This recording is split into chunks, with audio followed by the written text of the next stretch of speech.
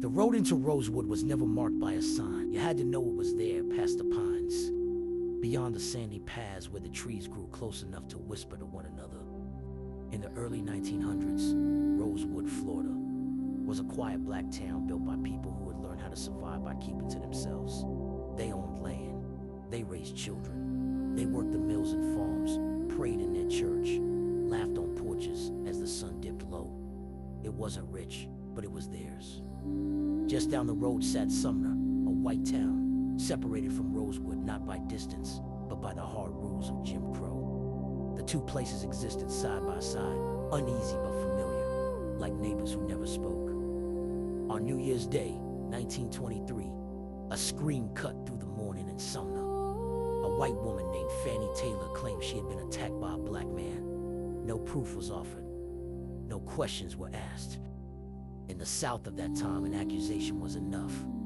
By nightfall, whispers had turned into shouts, and shouts into armed men. White mobs gathered hunting for a culprit that may never have existed. When they failed to find him, their anger shifted toward Rosewood itself. The first shots came quietly. A black man was dragged from his home and killed. Word spread fast. Families locked doors. Mothers pulled children close. Men stood guard with what little they had, knowing it wouldn't be enough. The mob grew larger, angrier, drunk on permission and rage. Houses were set on fire, flames licking the night sky.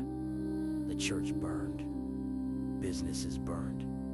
Gunshots echoed through pine and swamp. Some residents fled barefoot into the marshes, hiding among snakes and cold water, holding children's mouths shut so they wouldn't cry and give themselves away. For days, the terror continued. A few white allies helped in secret. A train conductor slowed his engine and let survivors climb aboard, smuggling them out under threat of death. Others escaped under cover of darkness, never looking back. When it was over, Rosewood was gone. Charred foundations marked where homes once stood. Ash replaced laughter.